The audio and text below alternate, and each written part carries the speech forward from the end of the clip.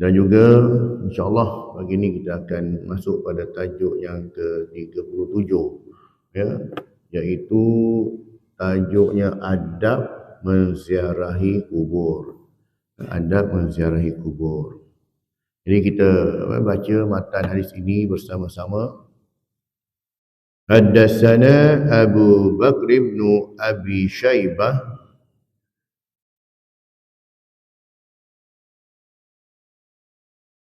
wa Zuhair bin Harb qala haddatsana Muhammad bin Abdullah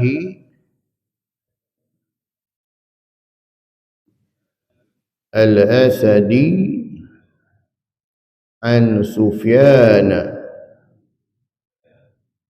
an Alqamah bin Marsadin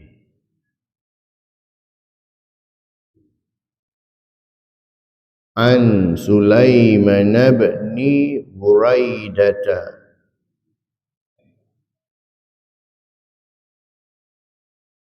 an abihi qala kana Rasulullah sallallahu alaihi wasallam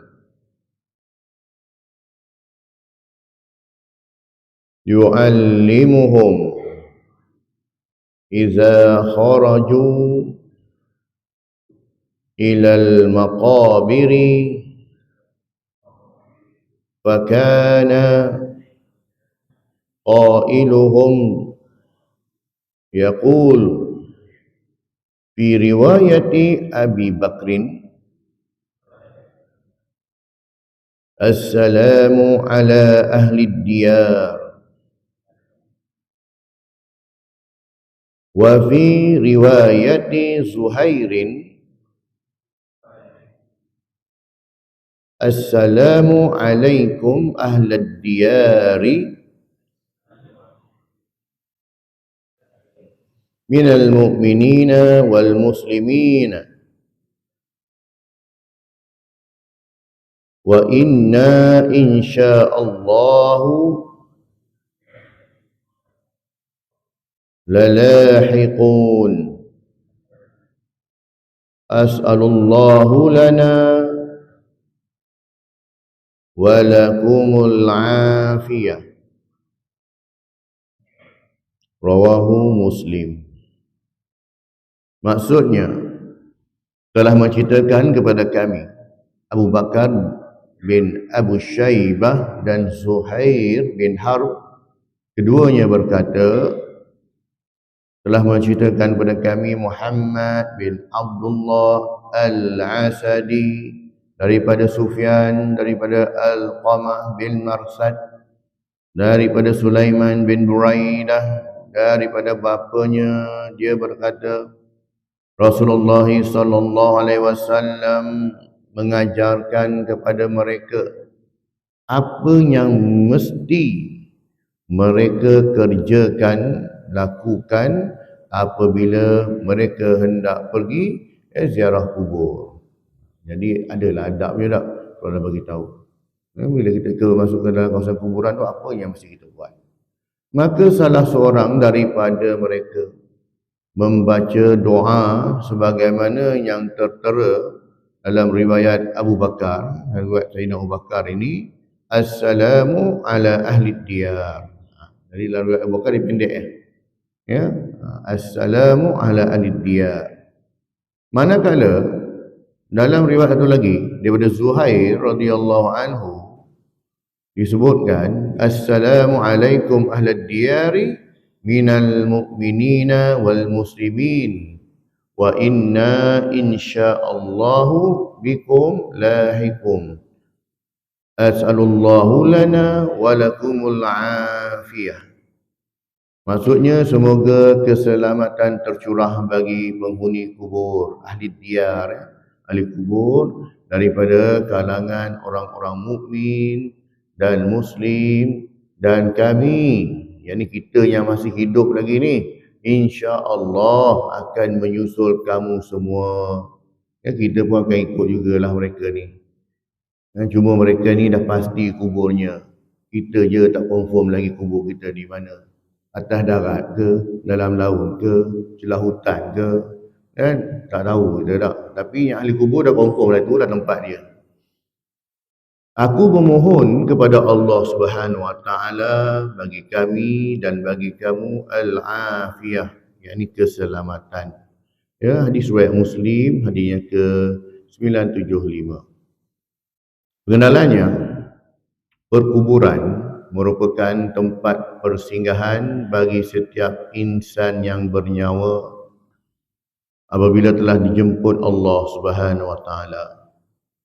Amalan menziarahi kubur menurut Islam adalah salah satu yang bermaksud supaya seorang Muslim itu sentiasa menjaga iman dan mengingati kematian. Itu tujuan kita ziarah kubur tu.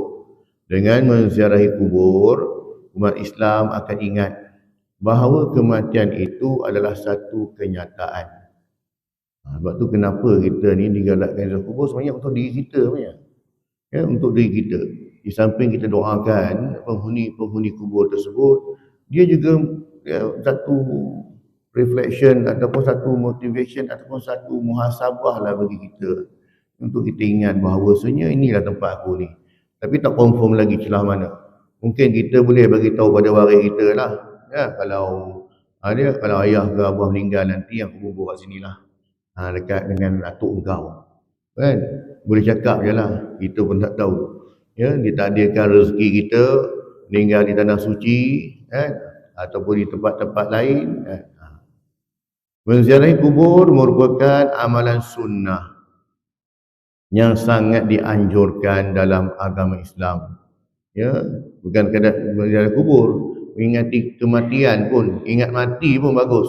Kan? Orang yang cerdik ialah orang yang ingat mati. Ya, belum pergi kubur lagi kan. Apatah lagi menziarahi kubur ibu bapa sendiri. Menziarahi kubur termasuk ibadah yang mulia di sisi Allah Subhanahu Wa Taala. Agama Islam menyeru kita supaya menghormati dan memohon keampunan kepada orang-orang yang telah meninggal dunia. Ya, bukan kubur ibu ayah kita saja, semua orang kat situ. Kebiasaannya kita akan menziarahi kubur menjelang Ramadan atau selesai solat hari raya. Walaupun sebenarnya bukan di waktu itu saja yang disyariatkan dalam agama Islam, namun begitu ramai dalam kalangan kita yang jarang menziarahi kubur atas alasan sibuk dengan urusan kerja dan tiada masa melakukan amalan menziarahi kubur. Ya, memang tidak ada waktu khusus ya untuk kita ziarah kubur. Cuma peluang yang ada saja. Ya, maksudnya kalau biasanya kalau masjid yang dekat dengan kuburan, selepas hari raya tu, lepas solat raya ramailah ya yang pergi ke kuburan. Cumanya kalau kita ni orang tempatan, kita pergi awal sikit kan, sehari sebelum ke ya, sebab orang musafir ni yang balik dari Kuala Lumpur, balik dari Johor, mana utara, selatan, daripada Pantai Timur yang balik ke sini ni, itulah kesempatannya. Lepas sembahyang raya kan, dah kubur pun dekat, nak pergi ziarah sekali lah. Ya, tidaklah ada ditentukan. Atau waktu malam pun boleh, ya, tak ada masalah pun. Dalam hadis yang diriwayatkan oleh Sayyidatina Aisyah pun sebut, ya, satu malam tu ketika Rasulullah berada bersama dengan dia, tiba-tiba Rasulullah keluar dari rumah. Dia Aisyah pun pelik, kenapa tiba-tiba Rasulullah keluar dari rumah ni? Makanya dia pun ikut Rasulullah, ikut pelan-pelan kan, ngintip lah. Sampai dia ikut Rasulullah pergi ke Baqi'. Ya, kita pun tahu antara rumah Rasulullah dengan Baqi' tu anggarannya lebih kurang 300-400 meter kot kan, daripada pintu ke pintu lah. Ya, dia lebih kot. Jadi tengok Rasulullah berdiri di hadapan kuburan Baqi' tu. Dia perhati dia jauh tengok apa dia buat. Kemudian ya, bila Rasulullah selesai tu, makanya Rasulullah balik ketika Rasulullah balik dia balik cepat-cepat. Sebab dia takut Rasulullah tahu, tengok dia sedang mengintip Nabi lah kan. Dia balik, Sayyidatina Aisyah balik rumah cepat-cepat. Dia pun bila tengok dia masuk dalam katil, dia tidur di baring yang terakhir siap. Kan? Jadi bila Rasulullah dah masuk rumah, Rasulullah tengok dia ni di baring yang terakhir, dengar nafas tercungak-cungak kan, orang berlari. Cungak-cungak. Kemudian Rasulullah pun tanya pada dia, kau buat apa? Sampai cungak-cungak ni. Kan? Tak ada apa-apa, dia kata tak ada apa-apa lah. Kau cakap dulu, ada apa berlaku pula. Tak ada, dia kata, dia tengok Rasulullah bangun tadi, dia tengok, kemudian dia pergi, dia nampak Rasulullah keluar rumah. Jadi dia tengok Rasulullah gimana tiba-tiba keluar ni kan. Sampai dia dah bakit tu. Makanya Rasulullah pun, macam ada marah jugalah kan. Dia kata, kau ni macam tak percaya kat aku ke? Sebab kan Rasulullah kan ramai isteri. Jadi malam tu giliran Sayyidatina Aisyah. Jadi dia rimbang lah orang perempuan. Kan? Dia risau malam ni giliran aku ni. Kan? Kemudian Rasulullah kata bukan. Ya? Sebenarnya waktu kita tidur tadi tu, Jibril panggil aku. Malaikat Jibril. Ya? Dia panggil dari luar rumah. Makanya aku pergi. Kemudian, bila Rasulullah bertemu dengan Jibril, makanya Rasulullah tanya kenapa? Dia kata Allah Ta'ala perintahkan kau pergi ke kuburan, doakan untuk ahli kubur. Doakan untuk ahli kubur ni. Maka Rasulullah pergi kan Rasulullah pergi. Ini doa Rasulullah baca ni. Assalamualaikum ahli diyar minal muslimini wal muslimin wa inna insya'allah lahikun. As'alullahu lana wa lakumul afiyah. Jadi doa yang kita baca tu bukanlah biasa-biasa lah. Itu hadis Nabi SAW. Jadinya pergi tuan tak. Kalau kita tak apa yang panjang, baca yang pendek, tak apalah. Ikut riwayat Sayyidina Abu Bakar tadi. Assalamualaikum ya ahli diyar. Tak reti juga. Assalamualaikum ahli kubur tak. Assalamualaikum ya ahli kubur tak. Lagi ahli kubur menjawab Waalaikumsalam. Langkabut lari balik. Padahal orang yang di dalam kubur duduk celah pokok, kita tak nampak kan. Dia jawab lah. Langkabut lompat balik Adapun tujuan disyariatkan supaya menziarah kubur adalah untuk mengingatkan kita bahawa kehidupan di dunia ini tidak kekal dan mengingatkan kita pada hari akhirat. Ziarah kubur boleh dilakukan pada bila-bila masa. Satu ketika Rasulullah SAW memang melarang para sahabatnya untuk menziarah kubur sebelum disyariatkannya. Kerana pada waktu itu umat Islam ramai yang salah faham tentang adab menziarahi kubur. Mereka masih terkesan dengan amalan jahiliah. Zaman Rasulullah larang mula-mula. Kenapa? Sebab amalan jahiliah itu bila ada kematian yang di kuburan, dia akan meraung-raung. Dia akan meratap-ratap. Kan? Kita dengar benda ratap-ratap. Dia akan mungkin kita tak tengok pun sebab saya pernah tengok. Terus saya tengok, patutlah Nabi larang. Ni kita zaman sekarang kan, yang Rasulullah sebut dulu. Kalau tengok orang Arab lah yang taksub-taksub ni kan, kita tengok pun betul. Kalau hati kata, patutlah Nabi larang. Hari ni pun dia buat juga. Cuma bezalah. Dia negara Arab. Malaysia cara Malaysia pula. Dia meratap, baik lelaki perempuan dia tarik tudung-tudung habis. Meratap, menyesal macam mana dah tahu. Kita tengok orang, ini patut Rasulullah larang kan. Sebab benda tu. Tapi zaman Rasulullah bila sahabat dah faham tentang agama, sebab perbuatan meratap, meraung kat kubur tu bukan amalan agama. Itu jahiliah. Kita dianjurkan mohon ampun untuk orang yang mati, bukan suruh meratap. Meratap tu kenapa kita nak meratap? Sebab kematian tu dah takdir Allah. Takdir ini dah termasuk dalam rukun iman, qada dan qadar. Kenapa kita nak meratap pula? Seolah macam kita tak redha pula dia pergi. Hakikatnya dia dah mati. Kematian itu Allah punya. Inna lillahi wa inna ilaihi raji'un. Kenapa kita buat isu dia itu? Kenapa nak kena perlu meratap, meraung? Sedih, okey. Nabi SAW pun sedih, menangis. Kematian bapa saudara dia, Abu Talib. Kan? Kematian anak dia, Ibrahim. Sayyidatina Khadijah wafat. Rasulullah sedih. Takkan kita nak kata kena gembira pula? Taklah, itu memang dah di luar kewarasan. Ada pula orang meninggal boleh ketawa, boleh seronok. Itu memang di luar lah. Sedih itu memang sifat manusia. Tetapi tidaklah sampai meratap, meraung, berguling-guling, hentak kepala kat dinding lah, menunjukkan penyesalan. Kita nak marah siapa? Allah Ta'ala nak ambil balik hak dia. Inna lillahi wa inna ilaihi raji'un. Kita ni milik Allah dan kepada Allah kita akan kembali. So dalam bab itu tak perlulah kita meratap. Sedih okey. Kan? Tu kena faham apa yang niat maksudkan yang ni. Jadinya sebab amalan itu. Cumanya berbeza keadaan dan zaman sajalah, kan? Ada juga situasi tempat, kan? Jadinya sebab itu Rasulullah larang.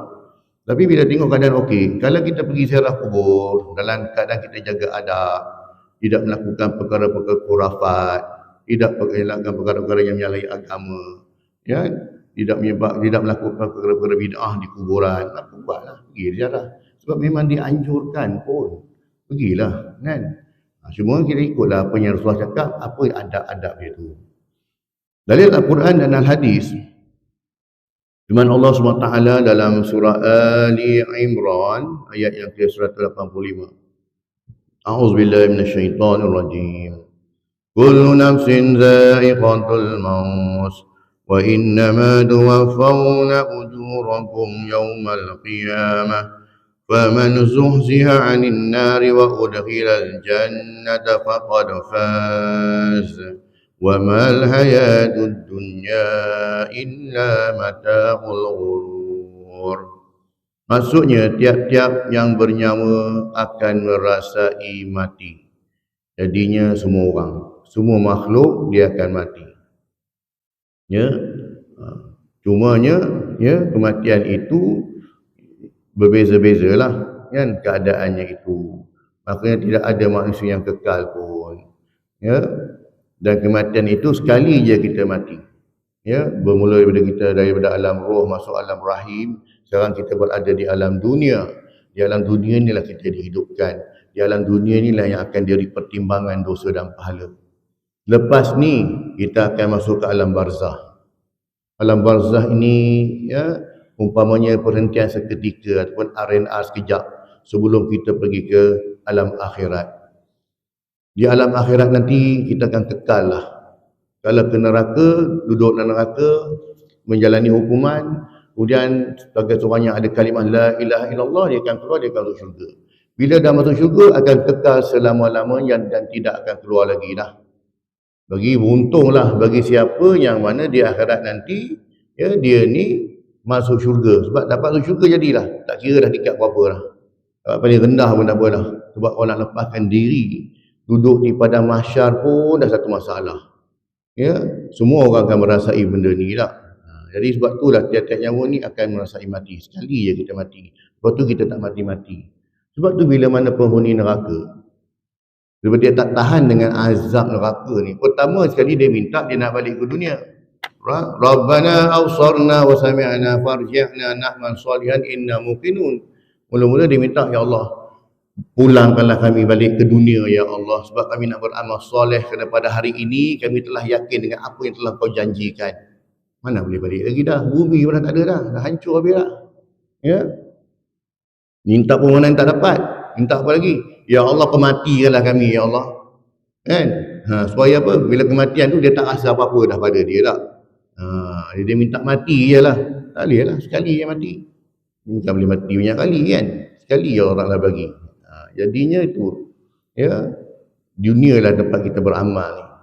Tiap-tiap yang bernyawa akan merasai mati dan bahawasanya pada hari kiamat sahajalah akan disempurnakan balasan kamu. Ketika itu, sesiapa yang dijauhkan dari neraka akan dimasukkan ke syurga, maka sesungguhnya ia telah berjaya. Ya, dia dijauhkan daripada api neraka, masuk syurga dah. Itu kata orang yang berjaya lah. Faqad faz. Dan ingatlah bahawa kehidupan di dunia ini meliputi segala kemewahannya dan pangkat kebesarannya. Maksudnya harta di dunia, pangkat yang kita ada, apa saja benda dunia kita ada ini, tidak lain hanyalah kesenangan bagi orang-orang yang terpedaya. Kalau dia kata dengan mengumpul harta inilah segala-galanya, maka dia telah tertipu dengan dunia. Kalau dia fikir dengan kuasa yang ada pada dia ni segala-galanya, dia telah tertipu dengan dunia. Ya. Jadinya ingat bahawasanya apa benda yang kita apa yang kita ada di dunia hari ni, orang panggil kita macam-macam ini, itu just panggilan dunia sebagai penghormatan. Tuan Haji, tak panggil Tuan Haji, tak. Ustaz, kan, orang alim, tok guru, itu semua tak. Maka itu di dunia. Masuk kubur sama je. Malaikat tak panggil pun. Jangan kata masuk kubur tuan-tuan. Baca talqin pun. Tak ada disebut pula pangkat kita pula kan. Tak disebut haji pula. Tuan Haji sekian tak sebut tak bagi nama ni. Ya Abdullah binti Aminah katakan contoh tak. Tak ada panggil dah. Ya Tuan Haji apa semua gudu-gudu orang apa ya. JKK pun tak sebut dah. Ya, nama je. Sokor FBU je. Ya. Jadi tak ada apa pun. Maksudnya nak bagi tahu di dunia lagi dah. Bukan di dunia. Dekat kubur sendiri dah tak ada apa dah. Hilang habis semua dah. Ya. Kemudian hadis daripada Al-Buraidah Al-Aslami radhiyallahu anhu bahawasanya Nabi SAW bersabda, Inni kuntu nahaitukum an ziyaratil kubur fazuruha fa innaha tuzakkirul akhirah. Maksudnya sesungguhnya aku pernah melarang kamu untuk menziarahi kubur, maka sekarang hari ini ni ya ziarahilah kerana ia mengingatkan kamu kepada akhirat. Ya, hadis riwayat Ahmad, hadis ini bersatu hadis sahih. Jadi itu tujuan. Kenapa kita pergi ziarah kubur? Sebab nak ingatkan kita akan kematian. Kalau kita pergi ziarah kubur dengan niat-niat yang lain, tujuan-tujuan lain, melakukan perkara-perkara yang tidak menyebabkan kita ingat mati, makanya kita dah lari matlamat. Betulkan baliklah kita punya alignment tu, niat kita tu. Sebab bila kita ziarah kubur, pertama bila kita masuk dalam kawasan kuburan dia, kita bagi salam ya sahabat ahli dia. Kita akan dah terfikir dah, manalah kubur aku nanti ni. Celah mana kubur aku. Kan? Kemudian kita akan terfikir pula ya, bagaimana keadaan aku dalam kubur nanti. Sebab setiap orang yang masuk kubur ni dia akan dihimpit oleh kuburan. Semua orang akan rasa lah. Kan? Sebab tu bila mana Rasulullah ketika Rasulullah ada kubur, Rasulullah dengar ada dua mayat yang diseksa tak dalam kubur ini. Rasulullah ambil pelepah tangan, Rasulullah cucuk kan. Kenapa? Rasulullah kata ya atas syafaat sebagai seorang Nabi, makanya ya dia dah cucuk supaya apa? Sebab pohon ini dia berzikir pada Allah, makanya dengan zikir itu dapat mengurangkan azab dia, himpitan kubur. Bila kita mati, kita masuk dalam kubur. Kalau seorang tu seorang yang baik, ibarat macam ni lah, bumi ni ibarat mak lah. Asal kita dari tanah dan bertanah juga kita akan kembali lah. Asal manusia ya. Asal manusia tu dari tanah dan kepada tanah juga dia akan kembali. Jadi dia masuk dalam kubur je. Dalam Imam Qurtubi sebut dalam tu, dia kata masuk kubur je maka kubur tu akan menghimpit kita. Kalau seorang kita macam ni lah, ibarat seorang ibu lah, lama tak jumpa anak dia dah. Kalau dia orang baik, dia peluk lah. Tapi peluk, kita fikir macam ni je lah. Kalau gegasi peluk orang kecil macam mana tak. Dia peluk slow pun sakit juga kan. Peluk dulu kan. Rasa macam tu. Ini kalau orang jahat lagi lah pula. Memang dihimpit rapat. Masuk juga kau kat sini. Kau ingat kau tak mati-mati kan. Mari sini kau. Macam tu lah ibaratnya. Tu yang dihimpit hingga tulang rusuk kita pun dah berselisih antara satu sama lain. Ya.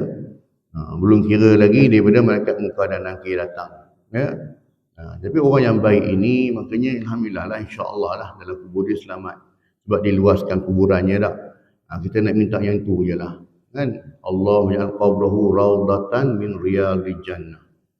Jadikan kubur kita ni seperti taman daripada taman-taman syurga dah. Sebab tu tentang kita rasa tempoh lama tak lama dalam kubur dia bukan kira tempoh berapa ratus tahun kita tinggalkan. Ada orang yang dah meninggal beratus tahun, beribu tahun pun. Bila berlakunya kiamat nanti, dia sudah sekejap je.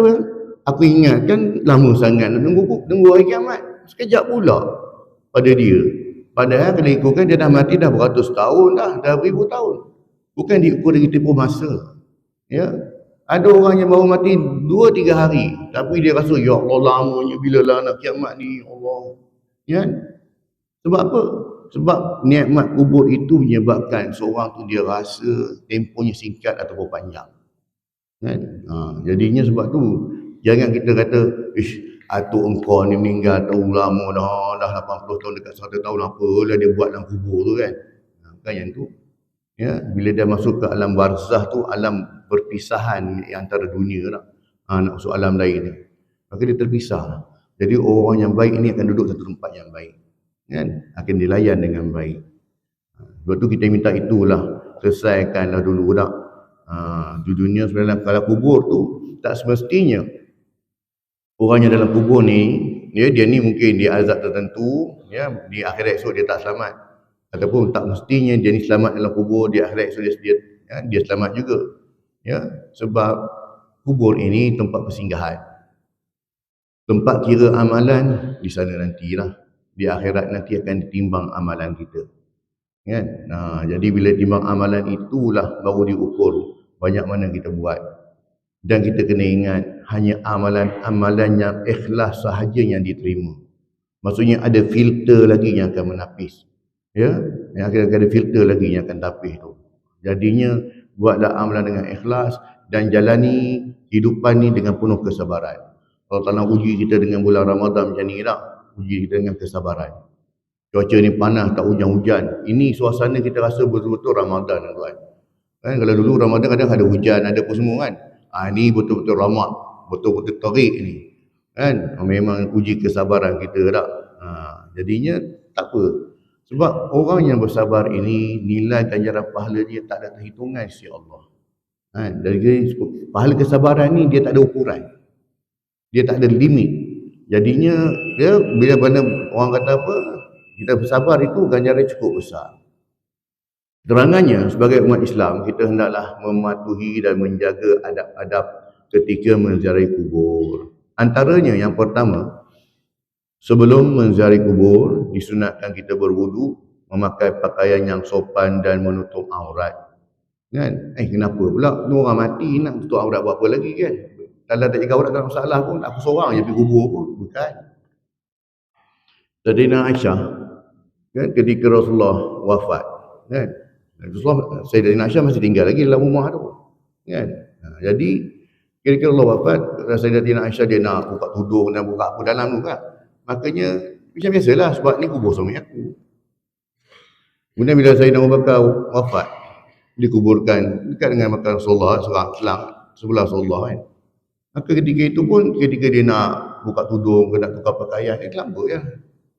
Tapi bila Sayyidina Umar wafat, digumikan dekat situ juga kan. Makanya dia jaga aurat. Pasal pula kali dia fikir, ni semua orang dah dengar kan. Sebab dia tetap ambil hukum tu. Sebab apa dia lah kan, para nabi sahabat pun macam ni syahid kan. Kalau orang yang syahid dia tak meninggal lah, mati. Jadi jaga adab tu. Jadi samalah kita pun. Maka kita pakai pakaian yang sopan kan, untuk aurat. Bagi lelaki insya-Allah tak ada masalah. Kadang bagi kaum perempuan bila time hari raya lah ni kan, dia pergi ke kuburan nak bagus. Dah tadi dia elok dah pakai telekung semua dah. Dia buka telekung dia tadi dengan baju naik nipis nampak kulit, baju kurung, baju apa semua kan. Dengan pakaian yang ketat. Jadinya itu. Jadi jagalah adab. Sebab di kuburan yang kita pergi tu bukan ada orang yang telah meninggal, tapi orang yang hidup pun ada juga kan. Yang keduanya, apabila kita sampai ke tanah perkuburan, disunatkan kita memberikan salam kepada ahli atau penghuni kubur dengan iringan doa. Antaranya yang dibacakan tadi lah, Assalamualaikum sekalian saudara-saudara penghuni kubur. Mudah-mudahan Allah SWT melimpahkan kesejahteraan kepada kamu, saudara-saudara sekalian. Sesungguhnya kami insya-Allah akan menyusuli kamu. Kami mohon kepada Allah SWT untuk kita semua yang masih hidup dan yang sudah kembali ke rahmatullah akan beroleh kesejahteraan. Yang ketiganya, tidak berbual dengan percakapan kosong dan tidak berfaedah. Yang tidak berfaedah semasa berada di tanah perkuburan. Di kuburan pun kita dah suruh kita duduk lama-lama pun, tetapinya kita berziarah tu pertamanya kita minta keampunan untuk ahli kubur. Doakan mereka dan kemudian ambil iktibar daripada kematian ini. Yang keempatnya, haram melakukan perkara khurafat yang menjejaskan akidah seperti mencium kubur, mengusap-usap tanah dengan harapan semoga memperoleh berkat dan sebagainya. Pergi usap kubur, pergi cium batu nisan. Seolah-olah macam batu nisan tu orang hidup tak kan? Tak dianjurkan pun. Jadi benda yang tak dianjurkan suruh, makanya kita bimbang benda tu lebih berat kepada benda yang khurafat, berat pada benda tu. Kan? Kira-kira kita bila tubuh orang soleh dah bagus dah, alhamdulillah. Kan? Tapi nak ambil berkat dia kata. Kan? Pergi usap-usap kubur, pergi cium, pergi belai-belai batu nisan. Kan kita pun macam pelik lah. Kan? Kalau benda tu anjuran Rasulullah tak apa kita ikut. tapi tak ada pun kan. Macam mana nak dianjurkan? Sebab Rasulullah pun waktu nisan mana ada nak tak, tanda macam tu je.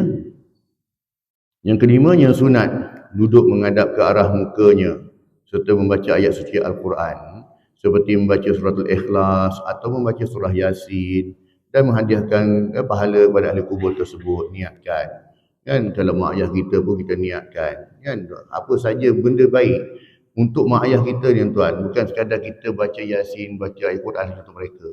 Apa saja perbuatan baik kita buat bulan Ramadan ni, kita sedekah, kita niatkan untuk mak ayah kan. Apa saja amalan baik yang kita buat, semua kita niatkan sampai insya-Allah ya. Sebab ada doa dan juga amalan anak soleh ni lah ya. Yang keenam, yang sunat menghadap kiblat ketika berdoa. Semoga Allah SWT mengampuni dosa dan melimpahkan rahmat ke atas roh ahli kubur. Jauhi amalan-amalan bid'ah dan khurafat ketika menziarahi kubur. Ya, antaranya apa dia? Yang pertamanya, mengambil tanah kubur dengan sangkaan berkat atau ada kelebihan. Ya, kalau dia pergi ziarah Baqi' konon, ni jarang-jarang datang ni tak. Jadi dia ambil tanah situ. Ya, maka perbuatan-perbuatan ini haram. Ya.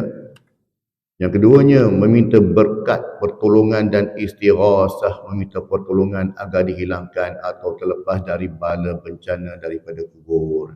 Sebab setiap yang mati itu mereka pun sedang menghadap Allah Ta'ala sekarang. Masing-masing fikirkan nasib masing-masing. Ya, yang kita minta hanya syafaat daripada Rasulullah SAW. Ya, jadi bila mana kita sebut tentang minta pertolongan ni, kita minta direct pada dia. Sebut nama dia, nama sekian-sekian, minta tolonglah lepas dah tak boleh. Dia pun tengah fikir nasib dia. Ya, nak buat tuan-tuan berdoa lah dengan cara kita bertawasul dengan nama-nama Allah, bertawasul dengan nama Rasulullah. Ya, Allahumma salli ala sayyidina Muhammad ala Muhammad, ya Allah, minta lah. Kan? Maka rezeki adabnya demikian. Ya. Yang ketiganya, syirik yang tidak nyata, iaitu yang tersembunyi adalah meminta doa dan pertolongan dari kubur atau orang mati dengan minta, seperti minta tolong melepaskan daripada bala kesusahan dan lain-lain. Ini kerana orang yang telah mati yang berada dalam kubur tidak boleh memberi sesuatu pertolongan kepada orang yang hidup. Bahkan orang yang hidup dituntut supaya berdoa untuk orang yang telah mati. Kita nak kena doakan dia. Ya. Yang keempatnya, meletakkan sesuatu makanan atau melakukan korban untuk kubur. Ini mana confirm dah, mana khurafat dan syirik lah ni. Kan? Dengan tujuan-tujuan tertentu dah, niat-niat tertentu ni. Yang kelimanya, beribadat, solat dan lain-lain di atas kubur kecuali solat jenazah. Sebab tu kita cari ruang-ruang yang sesuai. Bukanlah kita nak solat zuhur di atas kubur tu. Carilah ruang lain, bucu-bucu manalah. Kalau misalnya kata kita ni bertugas ataupun ada urusan di kuburan, cari tempat lain. Bucu-bucu manalah. Kan? Kecuali solat jenazah. Yang keenamnya, beriktikad, percaya bahawa si mati boleh menunaikan hajatnya. Firman Allah SWT dalam surah Al-Ahqaf ayat kelima. وَمَنْ أَضَلُّ مِمَّنْ يَدْعُو مِنْ دُونِ اللَّهِ مَنْ لَا يَسْتَجِيبُ لَهُ إِلَى يَوْمِ الْقِيَامَةِ وَهُمْ عَنْ دُعَائِهِمْ غَافِلُونَ. Maksudnya, dan tiada yang lebih sesat dari orang yang berdoa selain daripada Allah yang tidak mengabulkan baginya sehingga hari kiamat. Sedangkan makhluk-makhluk yang mereka berdoa kepadanya itu lalai terhadap doa mereka. Ya, makanya ini pun Allah Taala larang dan sebut dalam Quran. Pengajaran hadis ini menyeru kita supaya menginsafi bahawa kematian merupakan rahsia Allah sepenuhnya. Tidak ada siapa pun yang tahu bila dia akan mati. Walaupun mungkin dia dah terlantar di katil hospital tu dah berlalu lama. Dia terbaring di rumah ni dah bertahun-tahun, kan? Kadang-kadang orang yang menjaga orang yang terbaring, dia pula yang pergi dulu, kan? Kata dengar-dengar orang rumah dia sakit, tapi dia dulu, itulah kata dah. Rumah dah sakit lama dah, kan? Jadi semua ni dalam ilmu Allah SWT lah. Mengapa Allah SWT merahsiakan kematian seseorang? Ialah agar orang itu sentiasa bersiap sedia untuk menghadapi kematian. Kita ni on call tuan, bila-bila je boleh kena panggil. Jadi ni tidak kira, tidak ada jaminan orang tu sihat, dia takkan mati. Tidak ada jaminan orang tu sakit, dia akan mati. Dia tetap akan mati, tempohnya itulah bila tak tahu. Ya. Dan orang yang dikatakan bersedia menghadapi kematian hanyalah mereka yang siap bekal untuk kembali kepada Allah SWT. Dan bekal menghadapi kematian seperti mana firman Allah Subhanahu wa taala dalam surah Al-Baqarah ayat 157. Wa ma taf'alu min khairin ya'lamhu Allah wa tazawwadu fa inna khairaz zadi taqwa wattaqun ya ulil albab. Dan apa jua kebaikan yang kamu kerjakan adalah diketahui oleh Allah. Ingatlah apa saja, walaupun pada sangkaan kita ni orang tak nampak, benda ni kecil je pun, kecil punya hal tak, Allah tetap tahu. Dan hendaklah kamu membawa bekal, watazawwadu, bawalah bekalan. Nak pergi mana ni? Pergi akhirat, ya, dengan secukupnya, kerana sesungguhnya sebaik-baik bekal itu ialah memelihara diri dari keaiban, meminta sedekah, dan bertakwalah kepadaku, wahai orang-orang yang berakal, yang dapat memikir dan memahaminya. Dan bekalan yang kita buat ialah ketakwaan. Ketakwaan datang pada mana? Daripada ibadah-ibadah yang kita buat. Kalau kita laksanakan ibadah, masih lagi melakukan maksiat, maka kita belum mencapai darjat ketakwaan. Jadi kalau belum sampai, bermakna di hadapan Allah SWT esok macam mana? Ya? Jadinya itulah. Sebab apa? Inna akramakum indallahi atqakum. Orang yang paling mulia si Allah ialah orang yang paling bertakwa. Takwa ni tuan-tuan, semua orang boleh capai. Dia tidak ada golongan-golongan tertentu saja, hanya orang ni yang layak, tak. Semua orang tuan-tuan. Cuma ngikut taraf kita lah. Orang awam cara orang awam. Ya? Orang ada ilmu cara orang ada ilmu. Berbeza-beza tingkatan. Tapi cara menuju sama je. Apa itu? Asasnya ialah takwa ini ialah kita buat sesuatu amalan yang Allah Ta'ala suruh, kita tinggalkan larangan yang Allah Ta'ala perintahkan. Dan kita buat itu dengan penuh rasa kehambaan. Ingat tu je. Aku ni hamba. Kan? Apa saja kita buat, aku ni hamba Allah Ta'ala.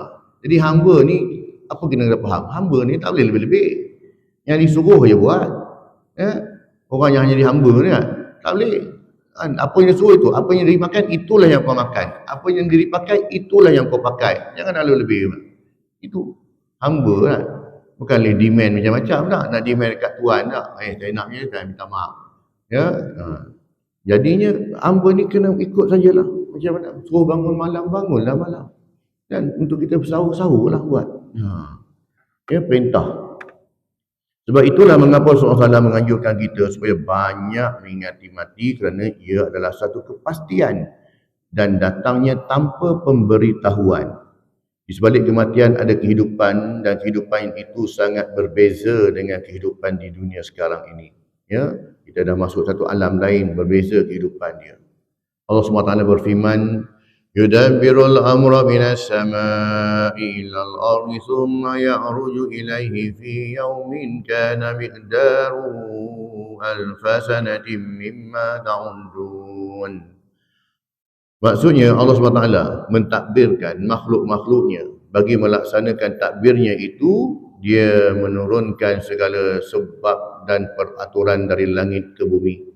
Kemudian diangkat naik kepada pengetahuannya segala yang berlaku dari pelaksanaan takbirnya itu untuk dihakiminya pada suatu masa yang dirasai oleh orang-orang yang bersalah banyak bilangan tahunnya menurut hitungan masa kamu yang biasa. Yang tuan tu cakap tadi dah, perhitungan kita ni kadang-kadang orang dalam kubur ni dia dah meninggal dah lama dah, tahun beribu tahun. Tapi bila mana ditiup sangkakala nanti dibangkitkan dari kubur, dia berkata, sekejapnya aku ni kan? Perbezaan masa antara kehidupan di akhirat dengan kehidupan di dunia adalah satu hari kehidupan di akhirat bersamaan dengan 1000 tahun kehidupan di dunia. Kita rasa lamanya itu, ya, rasa lamanya itu tempoh yang macam tu 1000 tahun. Sama juga itu, kan? Bila Dajjal turun nanti, Dajjal turun bukan lama pun, 40 hari je.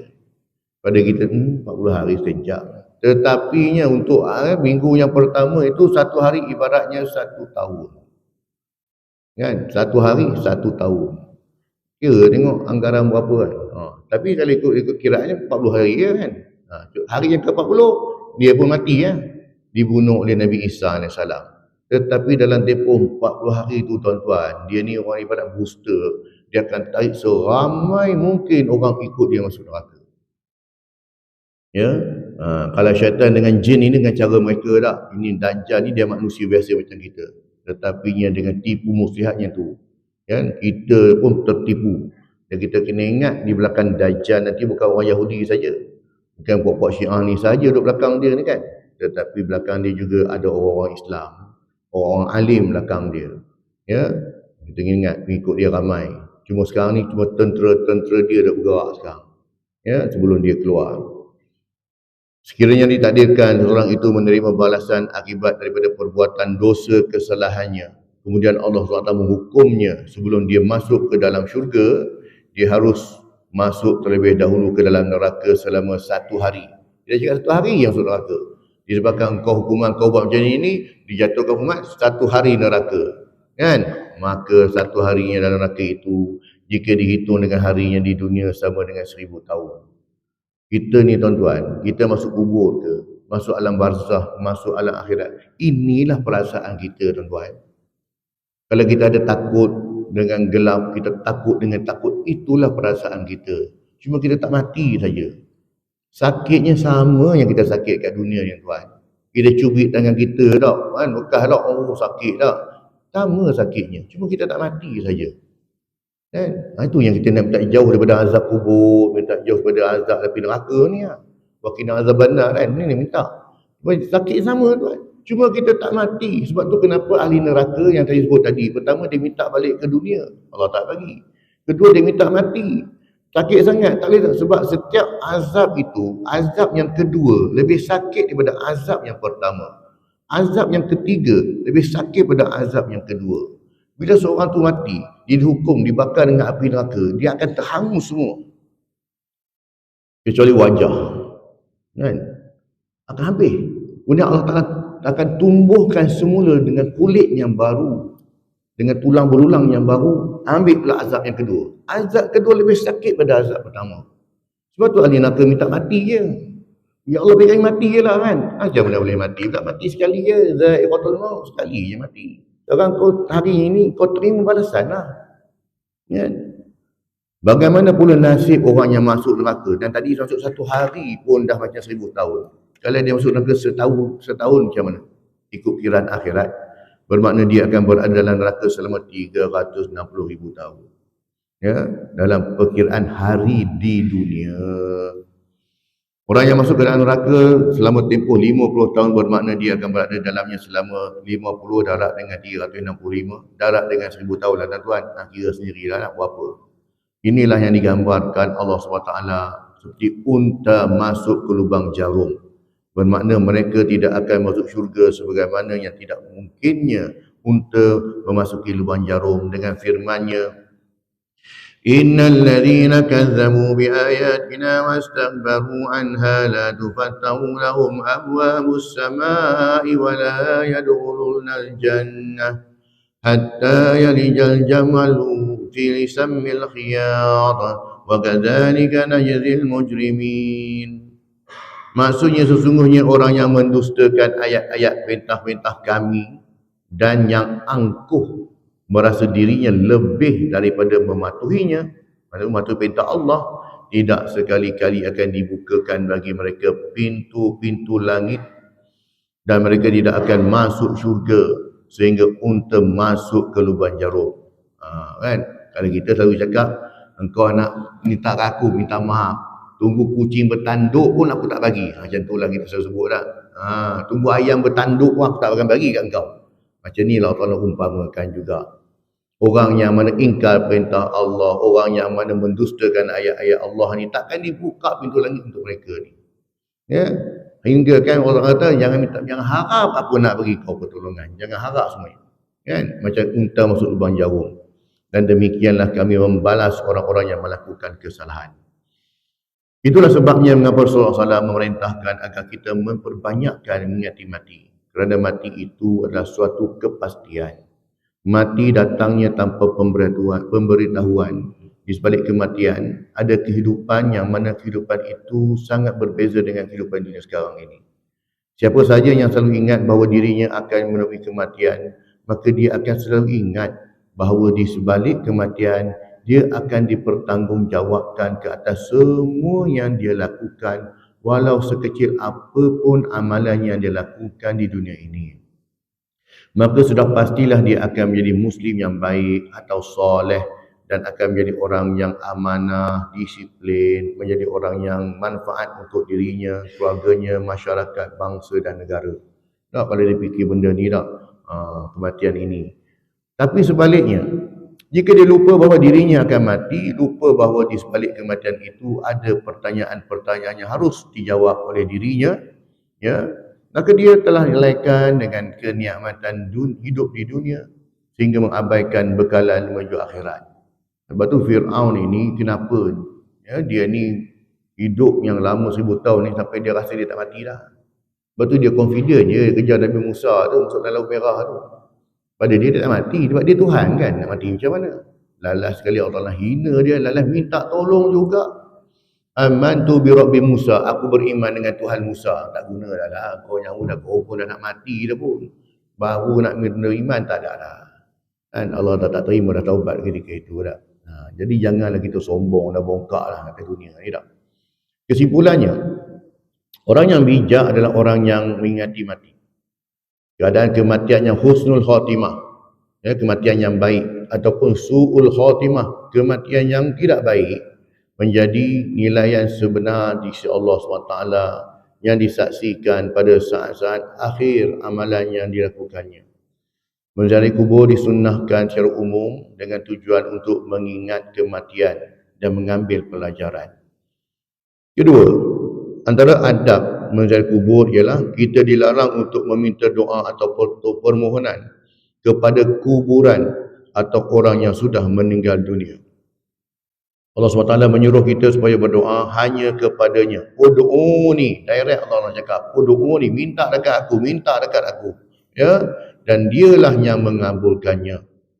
Kenapa? Sebab itulah kenapa Rasulullah datang ni nak buang berhala-berhala ni. Sebab apa? Sebab sebelum ni orang Arab jahiliah mereka menyembah berhala untuk minta pada Allah. Mereka bukan tidak percaya dengan Allah, percaya, tapi dia gunakan perantaraan. Sebab itulah Allah Ta'ala kata buang ni semua. Kan? Minta terus pada aku. Perkara ini adalah semata-mata kerana Allah SWT adalah zat yang maha agung dan mudah sekali untuk mengabulkan doa hamba-hambanya. Untuk itu dilarang ke atas kita untuk memohon kepada selain Allah SWT. Yang ketiga, amalan menziarah kubur ini sudah berlaku sejak zaman Nabi SAW lagi dan menjadi amalan tradisi para sahabat radhiyallahu anhum, tabi'in, tabi'in dan salafus salih sehingga sekarang. Dan ia adalah antara punca kepada kekuatan rohani dalaman kita.